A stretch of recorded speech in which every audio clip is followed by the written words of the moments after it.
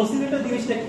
Oscillator হচ্ছে এমন একটা electronic circuit which can produce periodic and oscillating electronic signal without any input, for example sine wave অথবা square wave. ঠিক আছে, এখন বলো তোমরা ল্যাবে সিগন্যাল জেনারেটর নিয়ে কাজ করে আসছো না? সিগন্যাল জেনারেটর কাজ করে আসছো, সেখানে তার কাজ কি? সিগন্যাল জেনারেটর দিয়ে তোমরা কি করতে?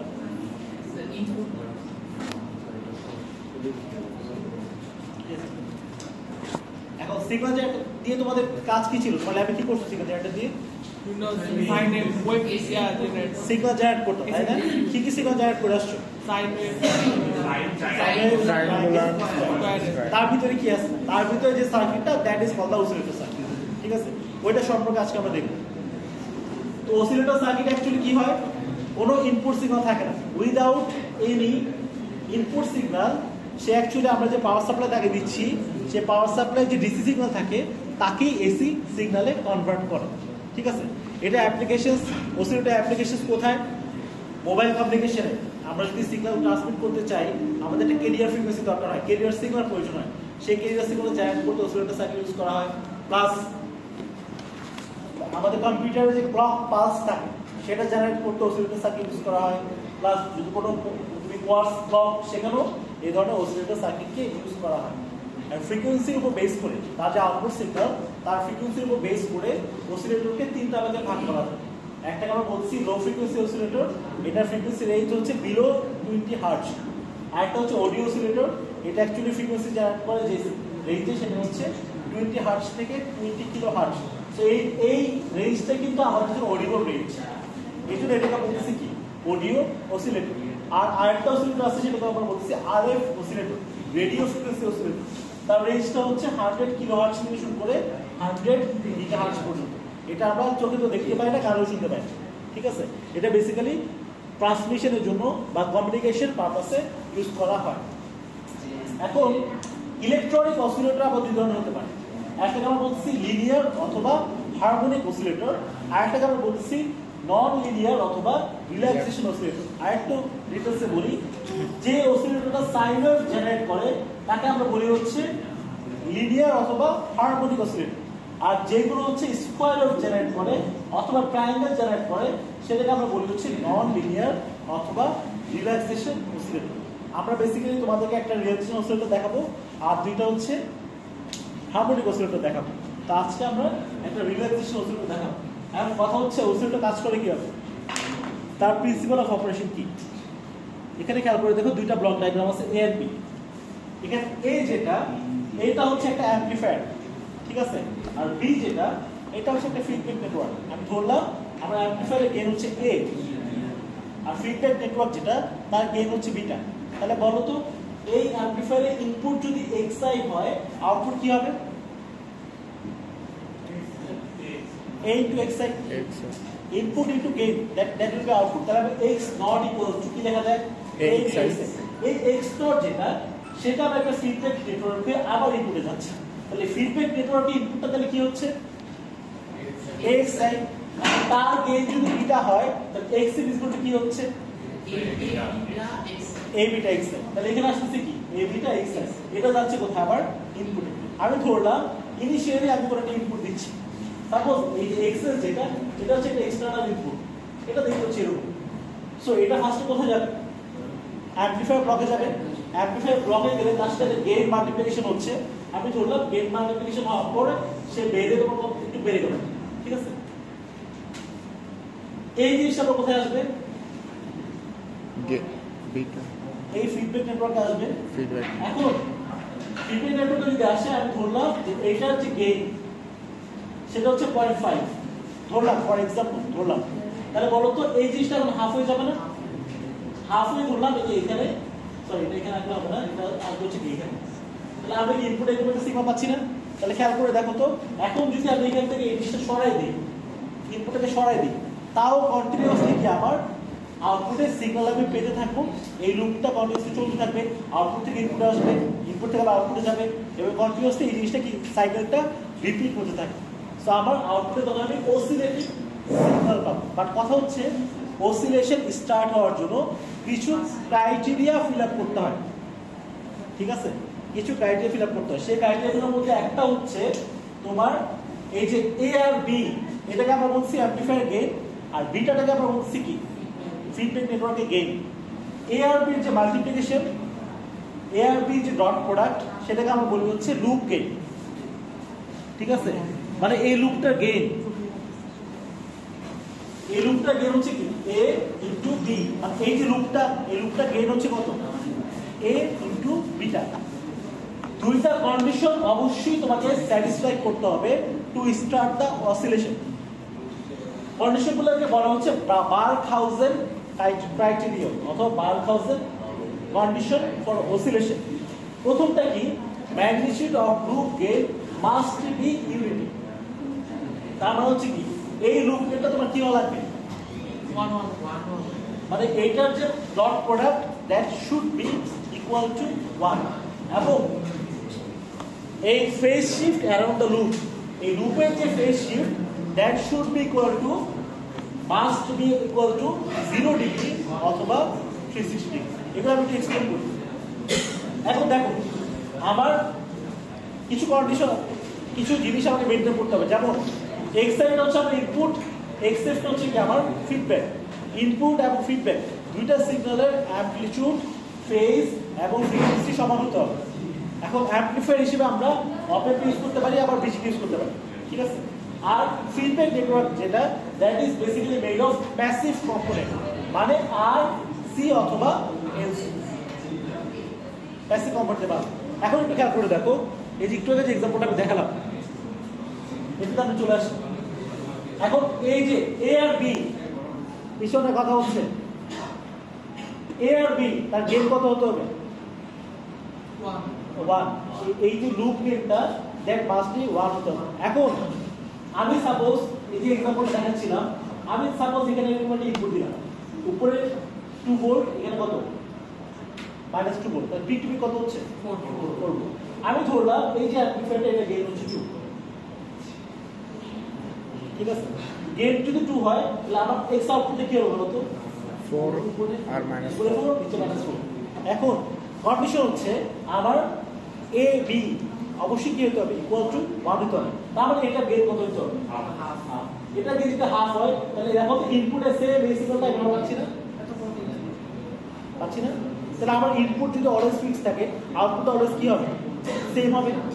তার মানে কি আমি কন্টিনিউয়াসলি একটা পিরিয়ডিক ওয়েভফর্ম পাবো। পিরিয়ডিক মানে কি প্রতিটা পিরিয়ডে তার ম্যাগনিটিউডও সমান, তার টাইম পিরিয়ডও কি সমান, বুঝা গেছে। এখন খেয়াল করে দেখো, যদি এই লুপ গেইনটা এরকম না হতো, যদি 1 না হতো, 1 না হয়ে যদি 0 হতো, সরি 1 না হয়ে যদি 1 এর থেকে ছোট কোনো ভ্যালু হতো, সাপোজ আমি ধরলাম যে আমার এখানে এটার গেইন হচ্ছে কত 2, আর এটা আমি ধরলাম 1/4, তাহলে লুপ গেইন কত হবে বলতো হাফ। হাফ হলে এটার হাফ, এই যে এই জিনিসটা এখানে এখানে কত হলো 4 হলো না, তার সাথে আমি গুণ হবে কত 1/4, 1/4 মানে কত 1, তাহলে এখানে পাচ্ছি কত 1, এখানে কত -1। তাহলে তোমার ইনপুটটা কি হয়ে যাচ্ছে চেঞ্জ হয়ে যাচ্ছে না। এখন ইনপুট যদি চেঞ্জ হয়ে যায় তাহলে আউটপুটটা কি হয়ে যাবে চেঞ্জ হবে না। তাহলে এই যে 1 - 1 দিলাম, মানে পিক টু পিক কত 2, এটাকে আবার 2 দিয়ে গুণ করব, 2 দিয়ে গুণ করলে এখানে পাবো কত এখন 2, এখানে কত পাবো -2। এর -2 হাফ যদি হয় 4/5 যদি হয় তাহলে এখানে আবার কত হয়ে যাচ্ছে 0.5, তাই না। এমন করে দেখো তো তোমার আউটপুট যেটা, আউটপুটটা আস্তে আস্তে করে কি কমতে থাকবে না, কমতে থাকবে না। সে এটা কি আমি পিরিয়ডিক ওয়েভফর্ম বলতে পারি, বলতে পারি, বুঝে গেছে। আর যদি লুপ গেইনটা বড় হয়, তখন তোমার অসিলেশন হবে হচ্ছে এরকম, মানে কি এটা বড়, ঠিক আছে। দুইটা ফোনে আমরা চাই কি আমাদের অসিলেশন যাতে কি হয় একটা পিরিয়ডিক ওয়েভফর্ম যাতে আমরা পাই, মানে প্রতিটা টাইম পিরিয়ডে তার পজিটিভ সাইকেল এবং নেগেটিভ সাইকেল সমান হবে। সেক্ষেত্রে কি করতে হবে, আমাদের লুপ গেইনটা অবশ্যই ইকুয়াল রাখতে হবে, বুঝা গেছে। কিছু কিছু ক্ষেত্রে আমরা লুপ গেইনটা ইনিশিয়ালি 1 থেকে 2 বড় রাখি, ঠিক আছে, যাতে করে আমরা অসিলেশন পাই। যখনই আমাদের অসিলেশন ক্রিয়েট হয়ে যায় তখন সেটাকে আবার 1 এ নিয়ে আসা হয়। সেক্ষেত্রে দেখা যায় কি ফিগারটা আসে হচ্ছে এরকম, ইনিশিয়ালি ধরো অনেক নাই, তারপরে একটা পিরিয়ডিক ওয়েভফর্ম চলে আসে, এরকম করে চলতে থাকে, বুঝা গেছে। এক নাম্বার ক্রাইটেরিয়াটা কেন প্রয়োজন সেটা বুঝতে পারছি আমরা, কেন লুপ গেইনটা 1 হওয়ার প্রয়োজন। 2 নাম্বার হচ্ছে phase shift around the loop must be 0 অথবা 360। আচ্ছা, এখন এই জিনিসটা দেখি, এই এক্সপ্রেশনগুলো কোথাও লেখা নেই, ঠিক আছে, তুমি সার্চ করে কোথাও পাবা। আচ্ছা দেখো, আমি বললাম কি আমার এই লুপটার ফেজ শিফট কত হতে হবে, 0 অথবা 360। তো 0 যদি হয় তাহলে এখানেও 0 এখানেও 0, কোনো সমস্যা নাই। 360টা আমি একটু দেখাই। সাপোজ আমি এখানে কি করলাম, আমি এখানে এরকম টাইপের ওয়েভ দিলাম এবং এখানে একটা ইনভার্টিং অ্যাম্পলিফায়ার ইউজ করলাম। এখন ইনভার্টিং অ্যাম্পলিফায়ার যদি ইউজ করি এই জিনিসটা আউটপুটে গিয়ে উল্টো হয়ে যাবে না? তাহলে এখানে কি পাবো কি বলো তো? সো আমার যদি এখানে 180 ডিগ্রি ফেজ শিফট হয়, উল্টো হয়ে যাওয়া মানে কত? 180 ডিগ্রি ফেজ শিফট। এখানেও ফেজ শিফট কত হতে হবে? 180 ডিগ্রি। আবার এখানেও কি সেম আমরা কি পাবো? পজিটিভ, মানে এটাই আমরা উল্টে পাবো। বুঝা গেছে? যদি ফেজ শিফট 180 ডিগ্রি মানে 360 ডিগ্রি না হয় তাহলে সমস্যা কি? সাপোজ এখানে 180 ডিগ্রি ফেজ শিফট, এখানে 0 ডিগ্রি, উল্টা পাচ্ছ না? তুমি একবার অসিলেশন যখন পাচ্ছ, একবার সেইভাবে যাচ্ছে, আরেকবার কি এরকম হয়ে যাচ্ছে না? বুঝতে পারছো? নিশ্চয়ই এরকম হয়ে যাচ্ছে। সো এটাও কিন্তু পিরিয়ডিক ওয়েভফর্ম না। সো পিরিয়ডিক ওয়েভফর্ম মেইনটেইন করার জন্য আমাদের লুপ গেইনটা কি করতে হবে? অলওয়েজ লুপের যে ফেজ শিফট সেটা হচ্ছে অ্যারাউন্ড 360 ডিগ্রি রাখতে হবে। এখন কথা হচ্ছে স্যার আমি তো এখানে ইনপুটটা দিব না, ঠিক আছে, এই যে ব্লক ডায়াগ্রামটা সেখানে আমরা ইনিশিয়াল একটা ইনপুট দিচ্ছিলাম, বাট এখানে কি ইনিশিয়াল কোনো ইনপুট আছে নাই। আমি কিন্তু বলছিলাম উইদাউট এন এসি ইনপুট সে অ্যাকচুয়ালি এসি ওয়েভফর্ম জেনারেট করতে পারে। এখন ইনপুট যদি না দেই ইনিশিয়াল ভোল্টেজটা করতে পারে, ইনিশিয়াল কিছু তো দিতে হবে, তারপর সেটা অ্যাপ্লিকেশন হবে, তারপর ফিডব্যাক সেটা বারবার ঘুরতে দেখো, ইনিশিয়ালটা করতে পারবে। সেটা দেখো খুব চমৎকার একটা জিনিস, সেটা হচ্ছে আমাদের ফিডব্যাক যে নেটওয়ার্কটা সেখানে আমরা প্যাসিভ এলিমেন্ট ইউজ করতেছি না, আরসি অথবা কি এলসি। প্যাসিভ এলিমেন্ট মানে কি? সেটা রেজিস্ট্যান্স আছে, রেজিস্ট্যান্স থাকা মানে তার ভিতরে কি আছে? একটা সার্টেন ফ্রি ইলেকট্রন থাকে। রুম টেম্পারেচারে এই ইলেকট্রনগুলো হচ্ছে কন্টিনিউয়াসলি মুভ করতে থাকে। এখন সে যখন মুভ করতে থাকে একটা ইলেকট্রনকে আরেকটা ইলেকট্রন ধাক্কা দিবে, কলিশন। এই কলিশন থেকে একটা ভোল্টেজ প্রডিউস হয়, মানে ওভারঅল একটা ভোল্টেজ প্রডিউস হয়, যেটাকে আমরা বলছি হচ্ছে নয়েজ ভোল্টেজ, অথবা এটাকে আমরা বলছি থার্মাল নয়েজ ভোল্টেজ। এই নয়েজ ভোল্টেজটা তখন কি একটা এসি ভোল্টেজ সোর্স হিসেবে কাজ করে। সো আমরা যখন এই তার মানে কি হচ্ছে, আমাদের ইনপুটে কিন্তু একটা নয়েজ ভোল্টেজ এসে অপেক্ষা করতেছে। যখনই আমরা অসিলেটরটাকে টার্ন অন করতেছি, মানে অপেক্ষা পাওয়ার সাপ্লাই দিচ্ছি, সেটা অ্যাম্পলিফিকেশন হয়ে যাচ্ছে না? তো সেটা একটা বড় সিগন্যালে কনভার্ট হচ্ছে। সেই বড় সিগন্যালটা আবার লুপ ঘুরে ঘুরে কি বারবার ইনপুট আসতেছে, এমন করে এই সাইকেলটা কন্টিনিউয়াসলি বারবার রিপিট করতে থাকে এবং আউটপুটে আছে আমরা পিরিয়ডিক অসিলেশন। বুঝা গেছে? আচ্ছা, এখন আমি একটু রিল্যাক্সেশন অসিলেটর যেটা সেটা একটু দেখাই। সিগন্যাল জেনারেটরের ভিতরে এই কাজটাই হচ্ছে, ঠিক আছে, সিগন্যাল জেনারেটরের ভিতরে অ্যাকচুয়ালি এই কাজটাই হচ্ছে। এই সমস্যার কাজ কি? আচ্ছা দেখো, আমাদের অ্যাকচুয়ালি আমরা রিল্যাক্সেশন অসিলেটর যেটা, অথবা যেটাকে আমরা বলছি কি নন লিনিয়ার অসিলেটর, সো এখানে অ্যাকচুয়ালি স্কোয়ার ওয়েভ জেনারেট করতে পারে অথবা ট্রায়াঙ্গেল জেনারেট করতে পারে। এটা অ্যাকচুয়ালি অনেক নাম আছে। এক হচ্ছে ফ্রি রানিং মাল্টিভাইব্রেটর বলা হয়, স্টেবল মাল্টিভাইব্রেটর বলা হয়, রিল্যাক্সেশন অসিলেটর বলা হয়, আবার কি স্কোয়ার ওয়েভ জেনারেটরও বলা হয়, ঠিক আছে। সার্কিটটা দেখতে হচ্ছে এরকম। বলো তো এটা কোনো কনফিগারেশনের মধ্যে পড়ে? আমার যে কনফিগারেশনগুলো পড়ে আসছে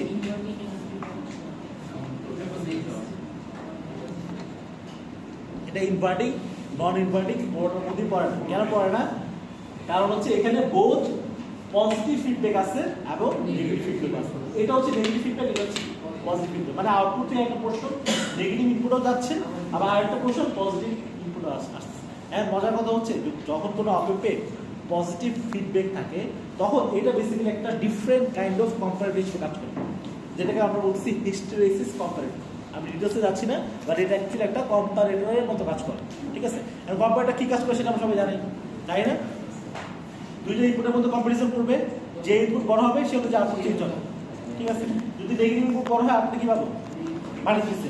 পজিটিভ ইনপুট যদি বড় হয় প্লাস দিচ্ছে, ঠিক আছে। এখন ইনিশিয়ালি দেখো, ইনিশিয়াল আমরা ধরে নিয়েছি এখানে যে ক্যাপাসিটি আছে তার কোনো চার্জ নাই, তার কোনো চার্জ যদি না থাকে তার ভোল্টেজটা কত হবে? তার একমাত্র ভোল্টেজ হবে 0। তাহলে তার একমাত্র ভোল্টেজ যদি 0 হয় তাহলে এই পয়েন্টের অথবা নেগেটিভ ইনপুটের ভোল্টেজ কত? 0 ভোল্ট। এখন দেখো তো এখানে আবার রেজিস্ট্যান্স আছে না, এখানে এই যে আউটপুট থেকে এই ভোল্টেজ ডিভাইডার হয়ে একটা ফ্র্যাকশন কোথায় যাচ্ছে? পজিটিভে যাচ্ছে। সেই ফ্র্যাকশনটা বের করার ফর্মুলা কি? একটা ভোল্টেজ সোর্স আমি এটা একটু করে ড্র করে দিই, তার সাথে কি আছে? দুইটা রেজিস্ট্যান্স সিরিজে আছে। তাহলে ভোল্টেজ ডিভাইডার ইউজ করে কি আমি এটা একমাত্র ভোল্টেজ বের করতে পারি?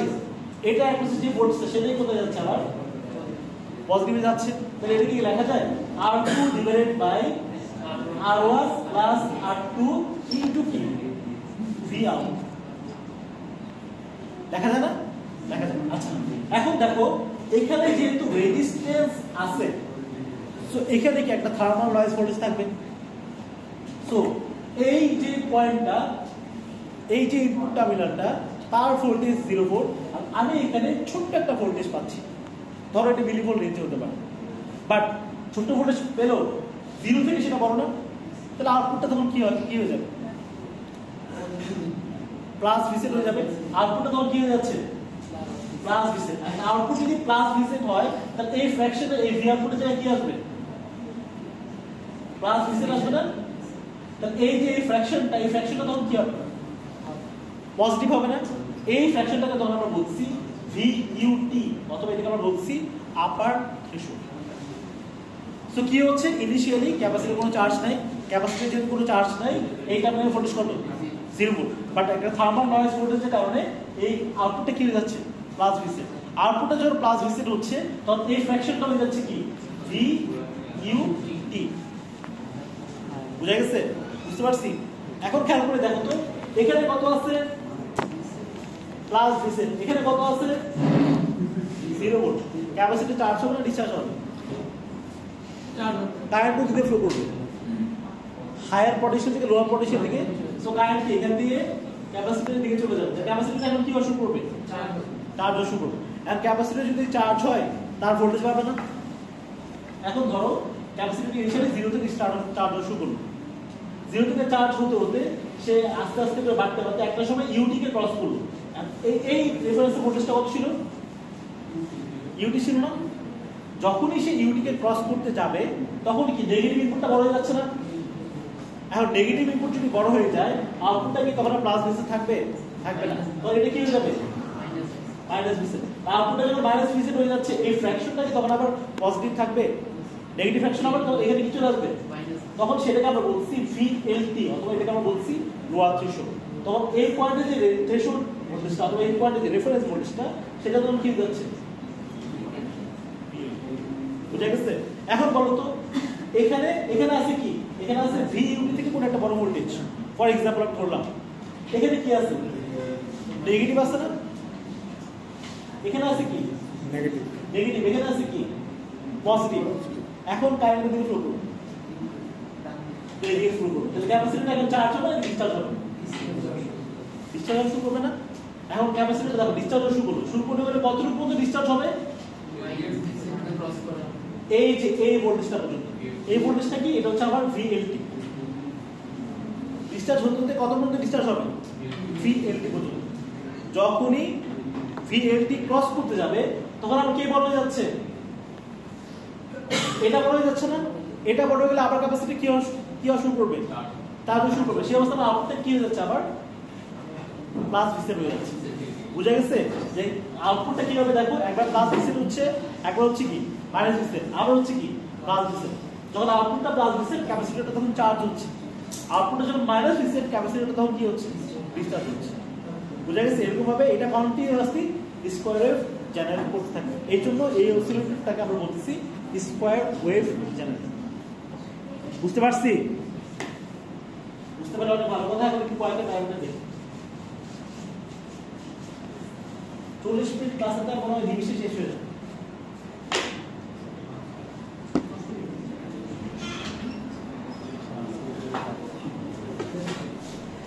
আচ্ছা এখানে খেয়াল করে দেখো ক্যাপাসিটর যে টাইমটুকু ধরে চার্জ হয় সেটাকে আমি ধরলাম টি অন, আর যে টাইমটুকু ধরে ডিসচার্জ হয় সেটাকে ধরলাম টি অফ। তাহলে আমি লিখতে পারি যে T on plus T off is equal to T total time period. আমি জাস্ট এই পোর্শনটাকে কি করলাম, এই পোর্শনটাকে অ্যাভয়েড করলাম। এই পোর্শনটাকে যদি অ্যাভয়েড করি তাহলে এখানে একটা পিরিয়ডিক সাইকেল দেখা যাচ্ছে, ঠিক আছে? সেই অনুযায়ী এটাকে আমরা বলছি টি অন, এটাকে বলছি টি অফ, দুটোকে সামেশন করলে পাবো কি টি। এখন কথা হচ্ছে এই ক্যাপাসিটরের চার্জিং ভোল্টেজ চাইলে আমরা বের করতে পারি। ক্যাপাসিটরের চার্জিং ভোল্টেজ বের করার জন্য একটা ইকুয়েশন আছে, সেই ইকুয়েশনটা হচ্ছে VC equals to VF plus VI minus VF e to the power minus t by tau. এখন VC হচ্ছে ক্যাপাসিটর ভোল্টেজ। খেয়াল করে দেখো তো আমাদের ক্যাপাসিটর চার্জ হয়ে কত পর্যন্ত যাচ্ছিল, আবার 600 পর্যন্ত চার্জ হচ্ছিল না, বাট এটা ম্যাক্সিমাম কত পর্যন্ত চার্জ হতে পারে,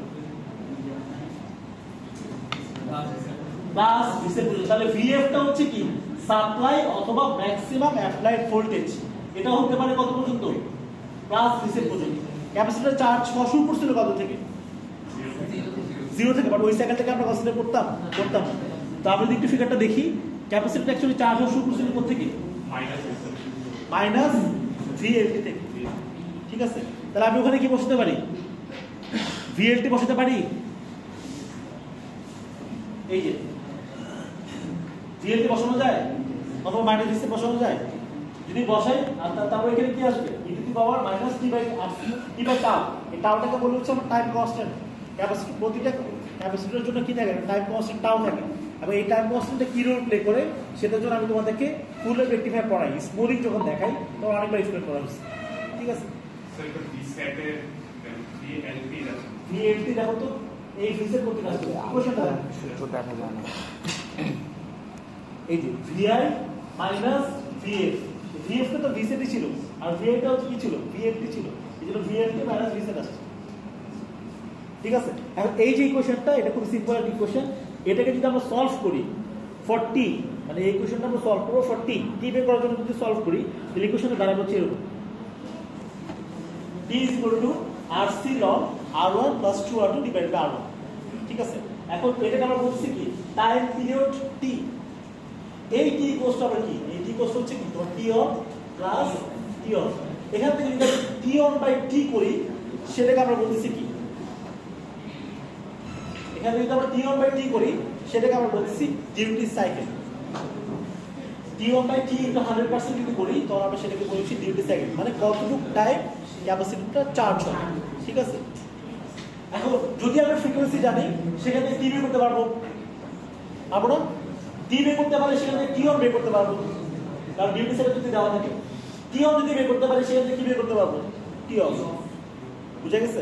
সাপোজ আমি एग्जांपल দিই। আচ্ছা পরের একটা एग्जांपल আছে সেটা দেখাবো। এখন খেয়াল করে দেখো, এখন আমি যদি ইকুয়েশনটাকে একটু সিম্পলিফাই করতে চাই, আমি কি এই প্যারামিটার T ইকুয়ালস টু 1 ধরতে পারি? পারি। আমি যদি এই যে এই পোরশনটা যদি ইকুয়াল টু 1 ধরি, 1 ধরে যদি সলভ করি তাহলে আমি R1 এবং R2 এর মধ্যে একটা সম্পর্ক পাবো। সেই সম্পর্কটা কি?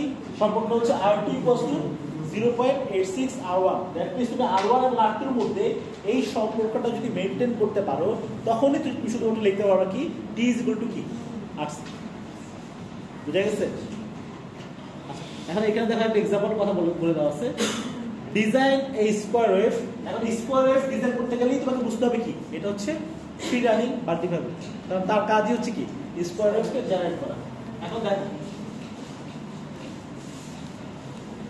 বলো কি design a square wave with frequency f = 2 kilohertz and duty cycle = কত 50%। এই ফ্রিকোয়েন্সি দেওয়া থাকলে সেটাকে আমরা কি পাবো, টি পেয়ে যাবো না?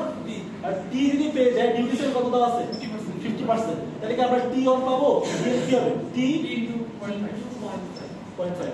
টি অন যদি পেয়ে যায় তাহলে টি অফ পাবো, sorry T of equal to কি হবে টি মাইনাস টি অফ। বুঝা গেছে? এখন যেহেতু ডিউটি সাইকেল 50% সেক্ষেত্রে তোমার টি অন টি অফ সমান হবে। এখন কথা হচ্ছে ডিউটি সাইকেল যদি 50% না হয় তখন কি তোমার টি অন টি অফ সমান হবে না। তো পরের যে কেসটা সেটা দেখো, এখানে T on is not equal to T off সমান না, সেক্ষেত্রে তোমার চার্জিং টাইম ডিসচার্জিং টাইম সমান, ঠিক আছে? তাহলে খেয়াল করে দেখো তো ক্যাপাসিটরটা যখন চার্জ হয় এখান থেকে চার্জ হয় না, এখানে দেখো দুইটা প্যারালাল ব্রাঞ্চ ইউজ করা হয়েছে ফিডব্যাক হিসেবে। আগে একটা ব্রাঞ্চ ছিল, এখন দুইটা ব্রাঞ্চ চলে আসছে। যখন চার্জ হবে তখন এই টায়ারটা অন হবে, এবং এই রেজিস্ট্যান্স হয়ে ক্যাপাসিটরটা চার্জ হবে। তো চার্জিং এর জন্য আমরা ইকুয়েশনটা কি হবে তখন C R prime C। আর যখন ডিসচার্জ হয় তখন এখান থেকে ডিসচার্জ হবে, তো এই ডায়োডটা অন হবে, এই ডায়োডটা যদি অন হয় তো সেটার জন্য ডিসচার্জিং এর জন্য ইকুয়েশন কি হবে R ডাবল প্রাইম C। যদি তুমি এই রেশিওটা মেইনটেইন করো তখনই শুধুমাত্র এটা হবে, আর যদি মেইনটেইন না করো তাহলে এই দুটো ইকুয়েশন ইউজ করে তোমাকে T on এবং T off বের করতে হবে। বুঝা গেছে? T on T off তুমি জানো, সেখান থেকে তোমার C টা ধরে R প্রাইম এবং R ডাবল প্রাইম বের করতে হবে। ক্লিয়ার? আচ্ছা, আর তুমি যদি R1 এবং R2 এর মধ্যে রেশিওটা এই রেশিওটা মেইনটেইন করো তাহলে ইকুয়েশন অনেক সিম্পল হয়ে যাবে। পরের যে কেসটা সেটা হচ্ছে UT is not equal to LT, মানে magnitude of LT is not equal to UT। খেয়াল করে দেখো আমাদের LT এবং UT ইকুয়েশন কি ছিল R2 divided by R1 plus R2 into plus VZ, এটাকে আমরা বলতাম UT। আর LT কোনটা ছিল, এটা মাইনাস ছিল, আর দুইটা ভ্যালু সমানই ছিল। তাহলে যদি মডুলাস এই ম্যাগনিটিউড করি তাহলে ইকুয়াল হওয়ার কথা ছিল না, ইকুয়াল ছিল।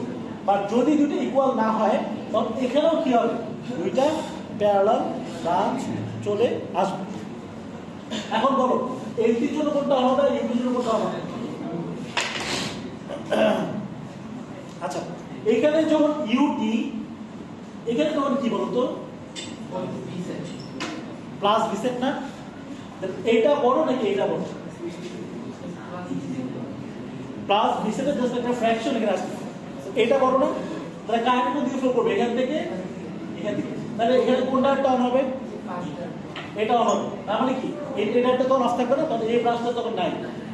তখন তোমার ইউটি ইকুয়েশন কি হবে, R1 divided by R1 plus R2 into কি প্লাস বিসেট।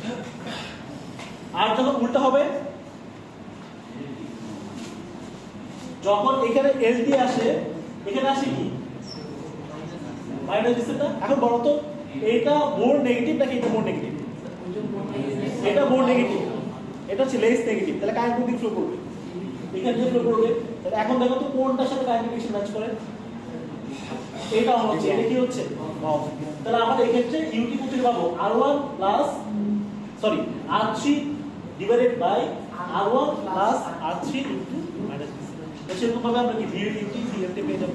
মানে আমরা তো এরকম ভাবে তোমার এইগুলো ডিজাইন করতে হবে। বুঝা গেছে? লাস্ট ওয়ান ইজ দুইটাই ডিফারেন্ট, আর T on is not equal to T off এবং VUT is not equal to VLT. এই কেসটা যদি হয় তখন কি হবে, আমরা তো ইকুয়েশন জানি ভিইউটি এবং এলটি এর ইকুয়েশন হচ্ছে এটা, আর টি অন টি অফ এর ইকুয়েশন হচ্ছে এটা। যদি আমরা রেশিওটা মেইনটেইন করতে না পারি, এখন অবশ্যই আমরা রেশিওটা মেইনটেইন করতে পারবো না। কেন পারবো না? কারণ ইউটি এলটি কি হয়ে গেছে, ডিফারেন্ট হয়ে গেছে। তার মানে সেই অনুযায়ী তোমার কি R1 R2 এবং R3 করে চেঞ্জ হবে। বুঝা গেছে? তখন আমাদের টি অন এবং টি অফ এই ইকুয়েশনগুলো ইউজ করে বের করতে হবে। ক্লিয়ার? এটা থেকে পরীক্ষা একটা কোশ্চেন মাস্ট।